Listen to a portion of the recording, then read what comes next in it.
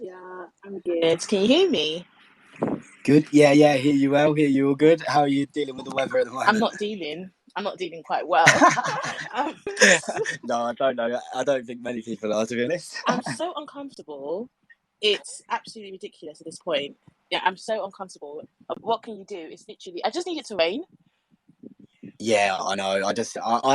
I normally like the hot weather, but at the moment I'm just like wishing for like 15 degrees or something just to recover for a couple of days because it's too much at the moment. True, true.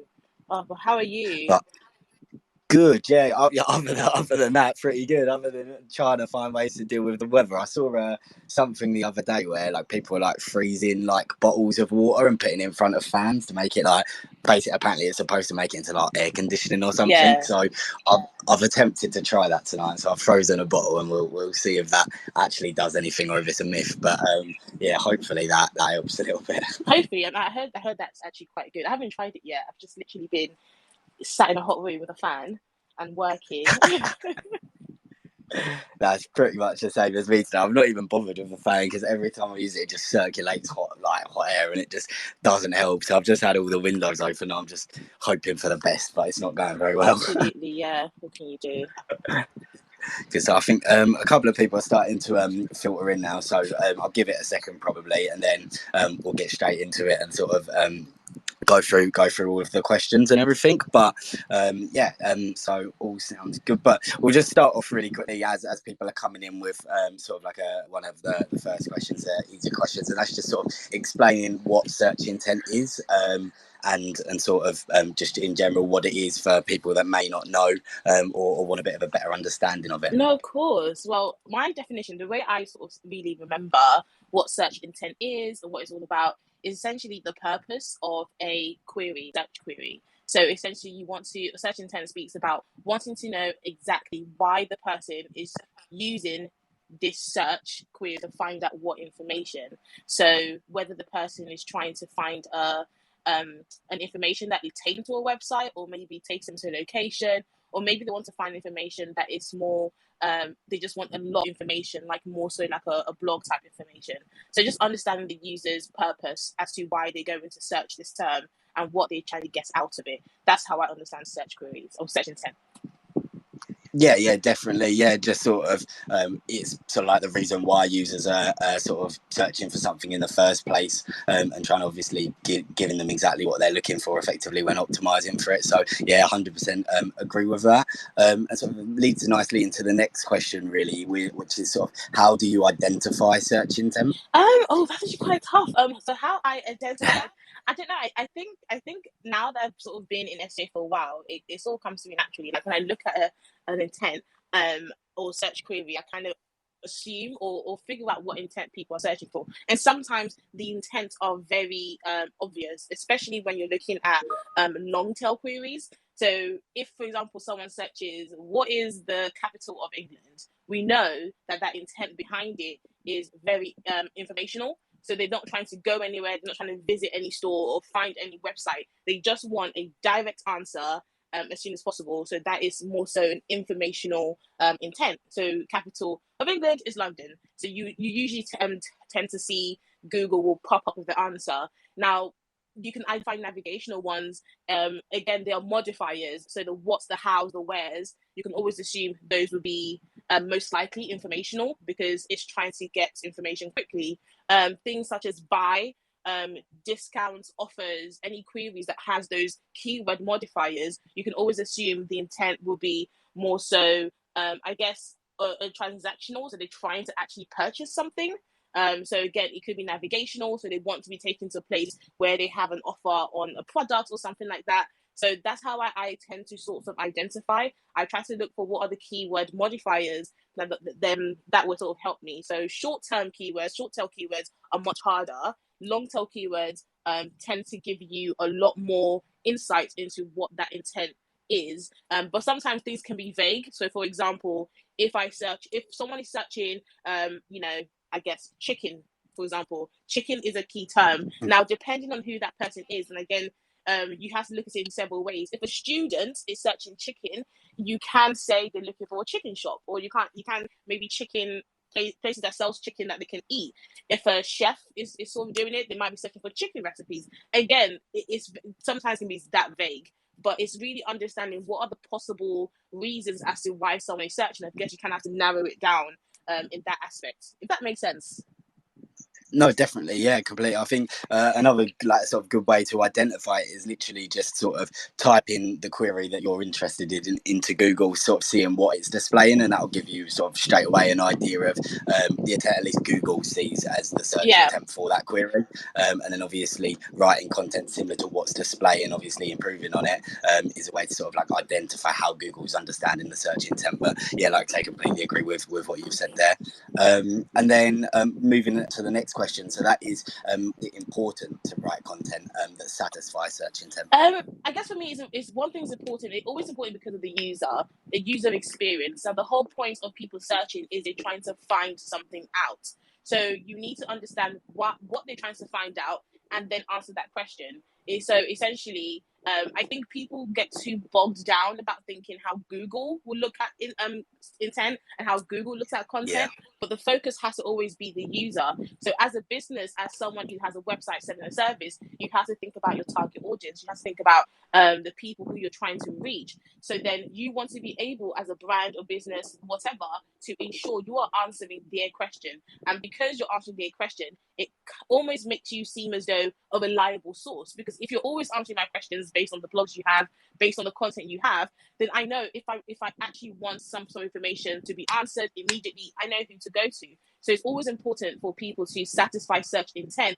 One, again, user experience, users are coming back. But if you really want to look at Google, Google will also look at you a bit more trustworthy. You're providing content that that makes sense, providing content that isn't just vague or whimsical. It's actually directly targeting a certain response, and that's how people start to see a lot of search features come up, especially with the zero search will come up as well. So there's an importance of that, because at the end of the day, it's all about user experience. If you're not doing it based on that, then you're sort of missing the mark. Yeah, definitely. Yeah, completely agree. And obviously, focusing on the user, as you were saying, is just going to help you drive the correct people to the website and the ones that are more likely to purchase or convert as well. So, yeah, definitely, completely agree with what you're saying there. So the next question that we've got here is how can we make sure we are satisfying search intent? So obviously it's sort of identified it's important to, but how can we make sure that we are obviously satifying that search intent? I think a good way to make sure you're doing it, it's all about your research, and it's all about what the data is telling you. So in as much as, yes, you want to target keywords that really do have great search volume, I guess you sort of want to map out this intent versus the type of content you're going to produce. So again, looking at the data. So put in that keyword in Google, see what's coming up, see the type of URLs that comes up for that query, see whether the content that is being produced is mostly geared towards awareness, mostly geared towards consideration, or whatever it is, or informational intent, and all of these things. If that's the predominant query or intent that's coming up, then maybe that's where your content should be driving. But also think about how you can infuse other type of queries that matches. I would also say, look at people also ask is a feature that from Google. Yeah. So I would also utilize that when I'm searching or creating content briefs. If I'm trying to sort of think about, okay, I need to write a content about, I don't know, the best beaches to go to in London, I will search for the key term, the primary target term I want to sort of have, and see if people also ask. That will also tell you, okay, the related searches, or people tend to ask more awareness based on this because they want lists, or they want a blog style post that tells them, 1, 2, 3, 4, these are the top 10 beaches in London they should go to. So that's how you can always get into the habit of doing it. And I would say split out your keywords. It's very important whenever you're doing keyword searches. I think now the fact that tools are mentioning whether it's informational, navigational, commercial, I think it's great to also add the intent attached to certain keywords. So at least when you go ahead and start creating content, you can see, well, hold on, I've created so many informational content. I don't have anything about commercial. I don't have anything about, navigational. And that with diversifying how you look at keywords, the kind of content you produce, and whether you're sort of bringing it 60 to make sure that your user are actually benefiting from the content you're putting out, and you're also satisfying, Google's standards and Google's guidelines.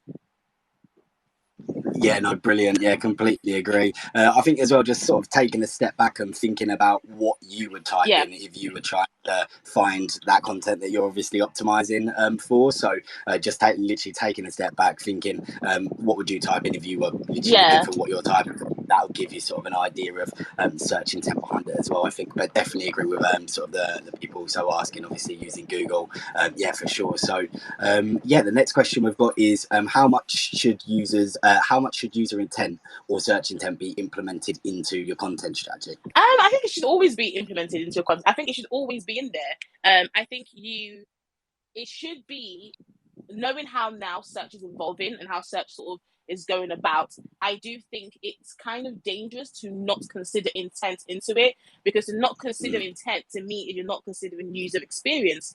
Even how you're optimizing websites, you don't want to optimize website because you think it's pretty. You have to think about the user experience. Again, how is the user going to get from point A to point B? So when you're thinking about content strategy, there's no point throwing out content constantly when you're not actually hitting any destination. You're not answering any questions. You're not thinking about what the user wants to know, wants to read, wants to find out. You're just regurgitating content, and it's kind of, for me, a strategy without intent is kind of moving blind around search.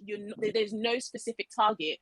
Especially if you're looking at reporting. When you're looking at content reporting or content audits, it's really, really great to tell the client you have so many informational content, especially if let's say you're in e-commerce, you've got so many informational content, but nothing is navigational in terms of to help with conversions, nothing is helping with transactions. So again, you are sort of redefining and sort of limiting creating content for no reason, because then how can you repurpose? How can you then create quality content if you don't know why you're creating this content? If this content has no purpose, if this content has no direction. So your strategy should always have a direction. I think people tend to look at strategy as though I need to create a strategy for the entire year. No, start with 6 months. Create a strategy for 6 months, because sometimes the seasonalities that can change intent. So if you're looking at it in that way, you need to be structured and move along with how people search and how people continue. Because let's say 2 years ago, searching COVID-19 is not really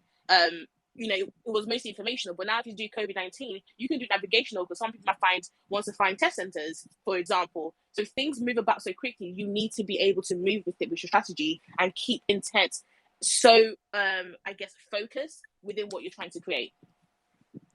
Yeah, for sure. I totally agree with you. And I think, as you were saying, the sort of user experience analogy was good. If you've created a really great looking website, but sort of no one's coming to it, then what's the point of it? Similar with creating content. If you're creating content for the sake of it, but there's no strategy or reason behind it, then it's basically not pointless, but it's going to be much better to consider the intent and drive the correct people to the content. Yeah. And it's gonna provide a much better content strategy. So yeah, for sure, definitely agree. So the next question we've got is what are the common mistakes that people make when optimizing their content?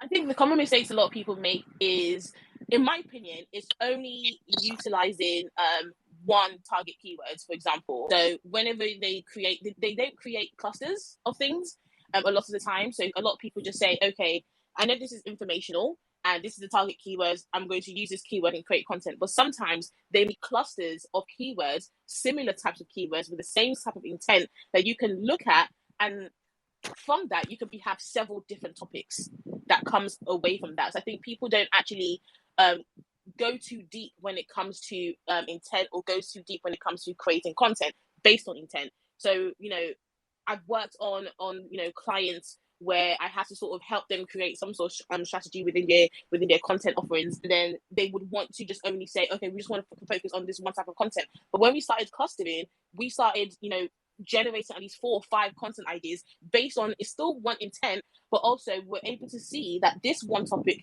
we can actually change the keyword slightly, which also changes the intent. So we're moving from informational to consideration by, again, making a broader topic, condensing it down, utilize more keywords, making it consideration, and then condensing it down again and turning it into navigational or commercial and so on. So that's one mistake people do. another mistake people do is they get so bogged into search volumes, and they always think the higher the search volumes, that's what I need to focus on.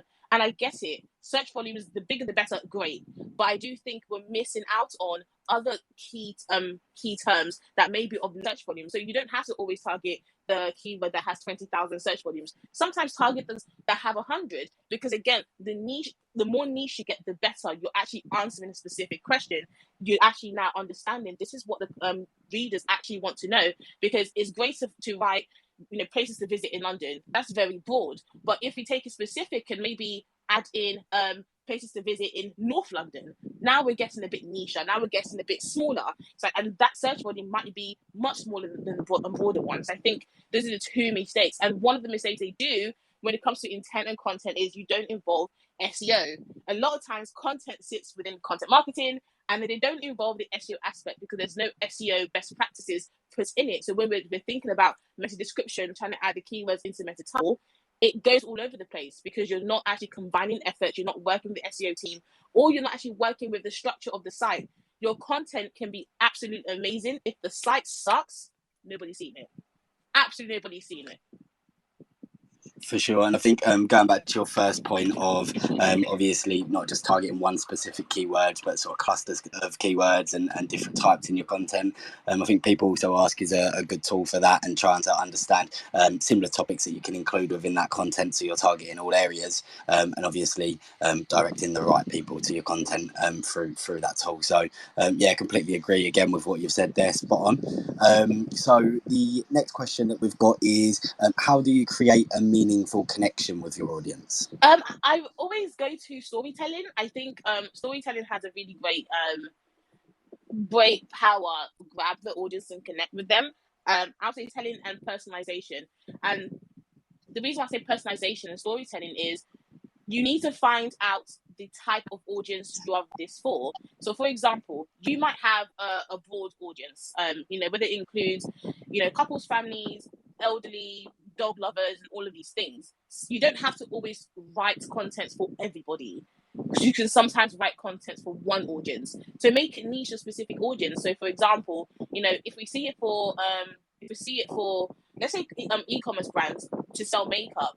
Now, again, there's so many different audience types and different makeup because there's so many skin types. I wouldn't write a content about skincare for every generic skincare product. I would try to make sure my audiences are so niche. So I might write foundations for oily skin. That's particular to a certain niche. And I do think the power of personalization is so key because it allows you to create personas. It allows you to create personas of the people you want to read it, the people you want to target it. And I think that's how you kind of resonate with your audience, because they actually feel like, oh yeah, this is actually about me. This is talking to me. I resonate with this because this is the exact thing I want to look at. Hey, I'm in a relationship and this is about, romantic getaways for couples. I'm in a couple, and all of these things, group accommodations, or you need to specify how niche that audience is and make it very personal to them. And also, again, going back to telling, let it make sense. Actually take them through a journey with what you're writing and what you're trying to talk about. So start off in a good footing and kind of take them through. I love seeing content that after they've written their blog, they add that final thoughts, because it almost feels like someone is talking to me. It almost feels like, it's a personalized thing. It's someone who's reading out this remarkable, convincing piece to me, and I actually feel it. I'm taken through a journey. And I think those two things, you see it resonate with a lot of audiences, even in the likes of TikTok. Everybody loves the point of view content, because again, it's actually from as a storyteller. You're taking me through your steps. You're taking me through your day. I can actually see things and break it down and understand things in depth. And I think that's the best way to kind of connect with your audience. Definitely. I think the tone of voice as well is another important one, how the content's written. So example would be, for example, if you're selling dog toys, your target audience is going to normally be people with dogs, families with dogs. So having the content written in a sort of friendly, bubbly way is going to help sort of resonate with them, rather than it being corporate, for example. You're not going to be driving the right people to it, and they're going to be reading it and thinking, what is this? So I think the tone of voice of it is definitely important. But yeah, totally agree with everything you said there as well. So yeah, the next question we have is how do you build an effective strategy around target keywords? Oh, how do you build an effective strategy around target keywords? I would always say, for you to build any effective strategy, you need to actually ask the objective of the client. As to what are you aiming for, and what are you aiming to achieve through content. Again, the objective of the clients, what they have for SEO will be vastly different for content. And a lot of times with content, it can be to increase conversions, it can be to raise awareness, or it really just can be just to build authority or build some sort of authority. So knowing the objective first will kind of allow you to then understand what sort of keywords you need to target. And sometimes if it's to build awareness and so on, then you know already your strategy will be mostly around informational and consideration keywords. So awareness and consideration, a lot of the keywords you might use will be based around that intent, because those are the best intent, again, to build brand awareness and visibility. So that's a first place to start.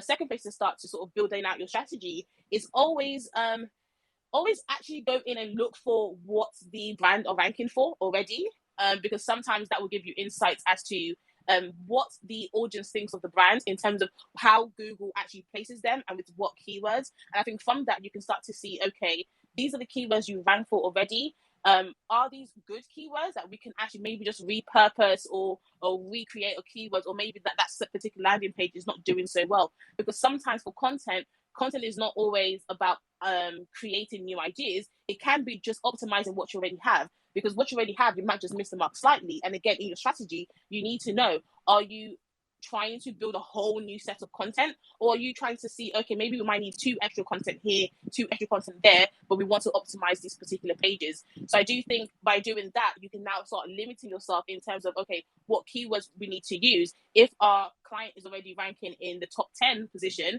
we want to keep that keyword ranking for them, but how can we further optimize? Do we need to bring in the idea of internal linking? How does that look within all the content, if they have like a blog page or whatever? And I think having that mindset and that's it from that perspective will allow you to kind of create that specific strategy, quite focused, and then it will allow you to start to see what keywords you need to particularly. Do you need a whole new set of new keywords, or can we utilize what they're ranking for and re-optimize it for them through the strategy, and then you can plan it out that way? Yeah, no, definitely, totally agree. So yeah, just to round up, what are your top tips to create content that satisfies search intent? Oh gosh, I don't even know what my top are. One of it would be, oh gosh.